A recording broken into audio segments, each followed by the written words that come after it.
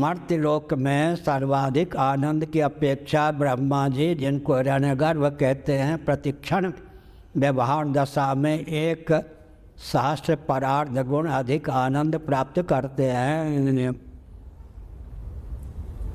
वे ब्रह्मा जी भी उस आनंद को भुलाकर योग निद्रा प्राप्त न करें तो पागल हो जाए।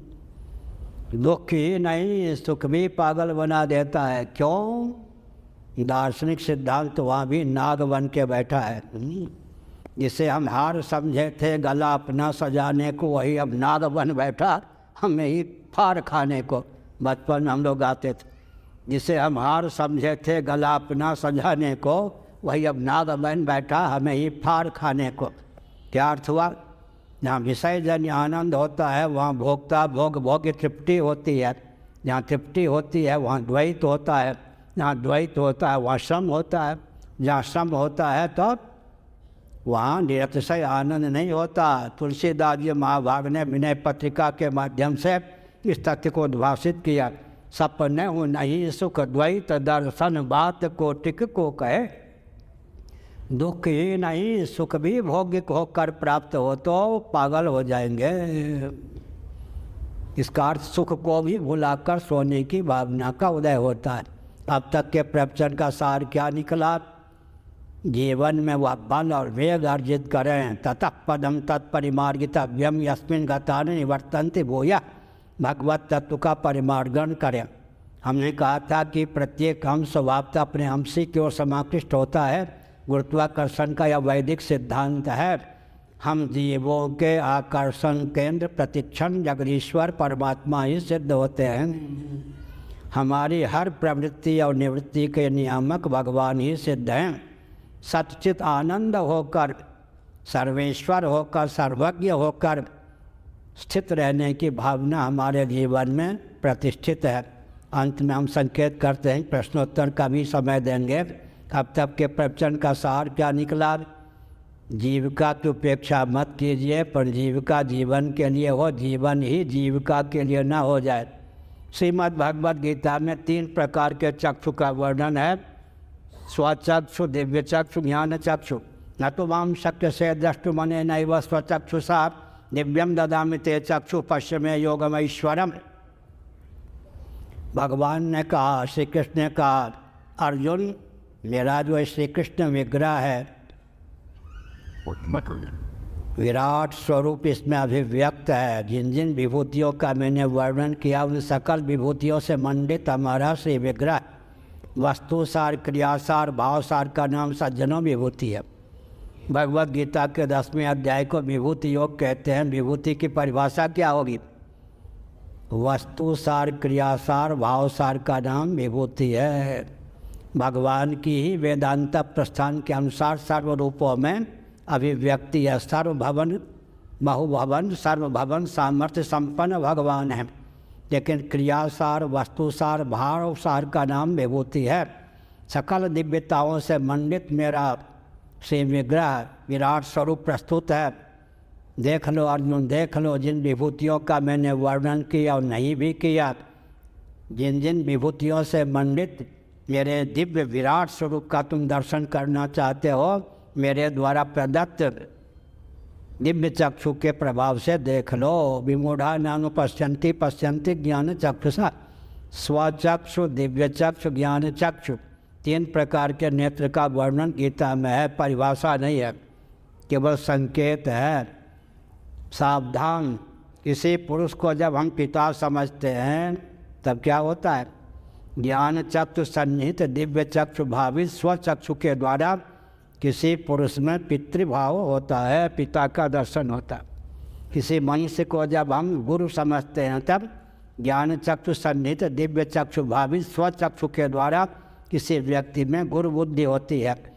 किसी स्त्री में मातृबुद्धि कब होती है? ज्ञान चक्षु सन्निहित दिव्य चक्षु भावित स्वचक्षु के द्वारा। जागृत में स्वचक्षु की प्रधानता है। सब हम जग रहे हैं। स्वप्नावस्था में दिव्य चक्षु, इन चक्षुओं के द्वारा, इंद्रियों के द्वारा, अंतःकरण के द्वारा स्वप्न का दर्शन नहीं हो सकता। स्वप्न में दिव्य चक्षु भगवत कृपा से हमको सुलभ होता है। इसलिए स्वप्नावस्था का दर्शन दिव्य चक्षु के द्वारा होता है।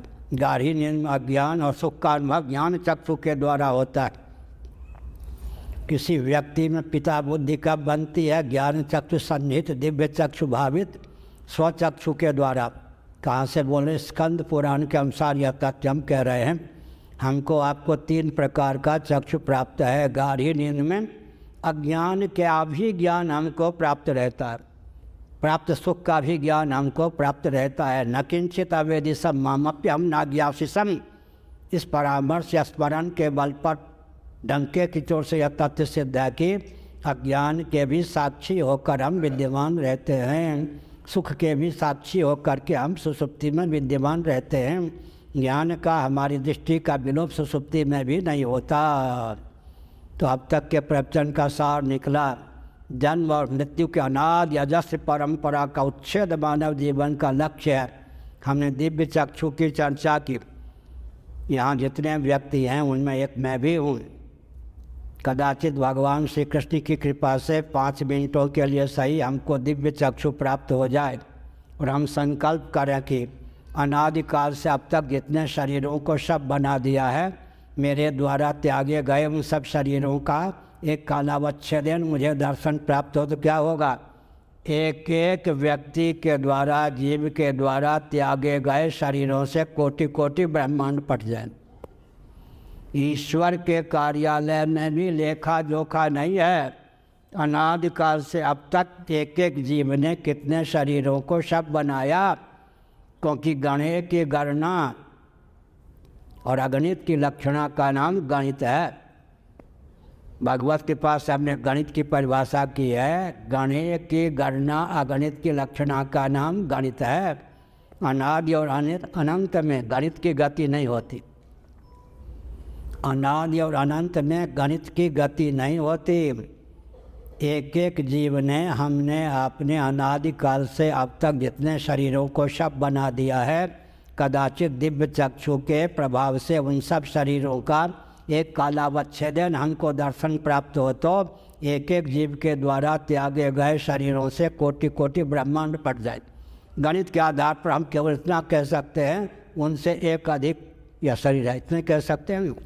इसका मतलब यह क्रम चलता रहेगा। इसलिए जब तक आत्मा को आत्मा के अनुरूप नहीं जानेंगे, तब तक जन्म और मृत्यु का प्रवाह चलता ही रहेगा। इसलिए भगवान श्री कृष्ण ने कहा, वंदे विचार करो, हृदय पर हाथ रखकर विचार करो। जो कुछ अनात्मक प्रपंच है, कार्य कारणात्मक जगत है, सदोष विषम है, निर्दोष सम केवल मैं हूँ। परमात्म तत्व, भगवत तत्व, आत्म तत्व या ब्रह्म तत्व ही है। इस जीवन को प्राप्त करके सकल सदोष विषम अनात्मक प्रपंच से मन को कर्षित कर मुझ निर्दोष सम परमात्मा में सन्निहित कर दो। तो क्या होगा? ऐसा करने पर पुनर्भव पर विजयसी प्राप्त करने में समर्थ हो गए। यही वितर्जिता सर्गा, उनके द्वारा जीवन काल में ही पुनर्भव पर विजयसी प्राप्त कर ली गई, जिनका मन सकल सदोष विषम अनात्मक प्रपंच से उपरत होकर निर्दोष सम आत्म तत्व में, परमात्म तत्व में सन्निहित हो गया। अब आप क्या करें? कम से कम एक हिंदू परिवार से 1 रुपया नित्य निकले, इतना तो कर सकते हैं। इतनी गरीबी तो आजकल नहीं है कि एक परिवार 1 रुपया रोज न निकाले। कल्पना कीजिए 9 परिवार इतना निर्धन हो, 1 रुपया भी एक दिन में न निकाल सके तो 10वां बंदा कोई खड़ा हो जाए, 10वां व्यक्ति, 9 परिवार की ओर से 9, अपनी ओर से 1, तो अभी तो 300 रुपये ही उसके 1 महीने में खर्च होंगे, अधिक तो नहीं है। औसतन एक हिंदू परिवार से 1 रुपया रोज निकले, 1 घंटा रोज निकले, उस समय का संपत्ति का उपयोग अपने घर को या पास में मठ मंदिर को केंद्र बनाकर अपने क्षेत्र को बुलंद करने में, स्वावलंबी बनाने में, सुरक्षित करने में, समृद्ध करने में लगाइए। केवल पेट और परिवार तक सीमित रहना ठीक नहीं। पेट और परिवार तक सीमित रहने के कारण देश का विभाजन हुआ। मर गए तो मर गए, जीवित निकले तो भारत आना पड़ा। स्वतंत्र भारत में कश्मीर को छोड़ के भागना पड़ा। कहाँ तक भागेंगे? समुद्र में जाकर डूब मरेंगे क्या? इसलिए हमने संकेत किया संकीर्णता को छोड़ें। एक हिंदू परिवार से कम 1 रुपया 1 घंटा औसतन नित्य निकले मुझे नहीं चाहिए। अपने क्षेत्र को हर प्रकार से सुरक्षित संपन्न करने में उसका उपयोग हो। ये जो हमारे मठ मंदिर हैं, ये दुर्ग हैं, किला, इनको केंद्र बनाकर शुचिता माने शुद्धता, स्वच्छता, सुंदरता, शील और स्नेह से संपन्न व्यक्ति और समाज की संरचना होनी चाहिए। मठ मंदिरों का ये उपयोग कीजिए। अपने क्षेत्र को शुचिता, स्वच्छता, सुंदरता, शील और स्नेह से संपन्न बनाइए। मठ मंदिरों का उपयोग क्या करें? देवी देवता का अनुग्रह प्राप्त करें। उनकी छत्र छाया में अपने क्षेत्र को शुचिता, स्वच्छता, संपन्नता, शील और स्नेह से संपन्न व्यक्ति और समाज की संरचना में उपयोग करें। केवल घर के लिए जीवित रहना कुछ नहीं महत्व रखता। इसलिए कम से कम 1 घंटा एक परिवार से निकले, अधिक तो नहीं है, कम से कम 5 व्यक्ति तो एक परिवार में होते हैं, संयुक्त परिवार टूट जाने पर भी। एक और मैं संकेत करता हूँ, फिर प्रश्नोत्तर का अवसर देता हूँ। पहले कहा गया स्मार्ट सिटी, अब कहना बंद हो गया केंद्र से।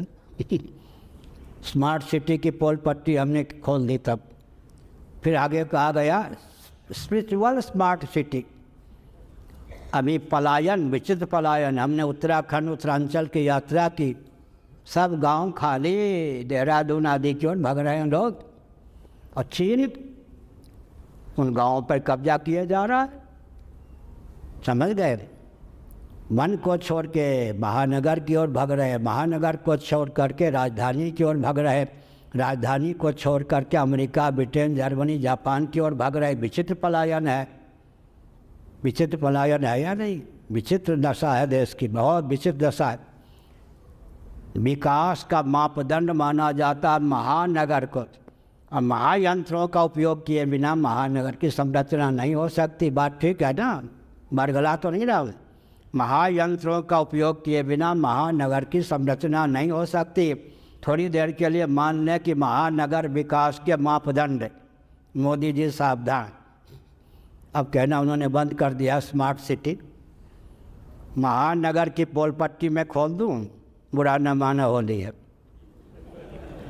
महानगर में शुद्ध मिट्टी की पहुंच नहीं, ठीक है या नहीं? महानगर में शुद्ध पानी की पहुंच नहीं, शुद्ध प्रकाश की पहुंच नहीं, शुद्ध पवन की पहुंच नहीं, प्रचुर आकाश की पहुंच नहीं, शुद्ध मनोभाव की पहुंच नहीं, शुद्ध मुस्कान की पहुंच नहीं। तो महानगर का अर्थ क्या होता है?